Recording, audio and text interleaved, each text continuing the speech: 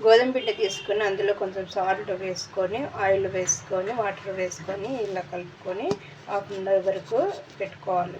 1 table spoon oil వేసుకొని ఇలా సన్నగా తరుక్కున్న ఆనియన్ కట్ చేసుకొని వేసుకోవాలి. గ్రీన్ చిల్లీ వేసుకోవాలి. కొంచెం సాల్ట్ వేసుకొని ఇవి మీడియంగా ఎంచుకోవాలి. ఇందులో కొంచెం అల్లం వెల్లుల్లి పేస్ట్ వేసుకోవాలి. అసలు వరకు ఎంచుకోవాలి. చికెన్ కొంచెం తీసుకొని ఉడకబెట్టిన బోన్లెస్ చికెన్ ఉడకబెట్టింది ఇందులో ఇలా సన్నగా తుంచుకొని వేసుకోవాలి. ఇప్పుడు ఇందులో కారం ధనియాల పొడి గరం మసాలా వేసుకోవాలి. ఇలా ఎంచుకున్నాను. ఇప్పుడు స్టఫింగ్ రెడీ అయింది. ఇలా గుడ్లు ఉడకబెట్టుకొని ఇలా 2గా కట్ చేసుకొని పెట్టుకోవాలి. పతలాగా చేసుకోవాలి. పతలాగా చేసుకుని బటర్ అంతా పోయాలి. బటర్ పోసిన తర్వాత దీనిపైన పిండి చల్లాలి. పిండి చల్లి ఇలా మర్చుకోవాలి.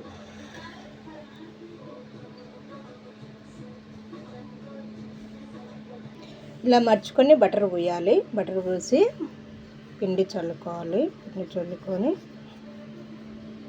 మళ్ళీ ఇక్కడ ఇట్లా పెట్టి మళ్ళీ ఇటు నుంచి ఇలా ఫోల్డ్ చేయాలి. ఇదిగండి ఇలా ఫోల్డ్ చేయాలి. దీనిపైన బటర్ వేసి పిండి చల్లుకోవాలి. అలా చేసుకొని ఒక దాని మీద ఒకటి పెట్టుకోవాలి. ఇట్లా నేను 5 చేసి పెట్టుకున్నాను. ఇట్లా బటర్ రాసుకొని మళ్ళీ వాటిపైన పిండి చల్లుకోవాలి. ఇప్పుడు మళ్ళీ రేకులు చేసుకోవాలి.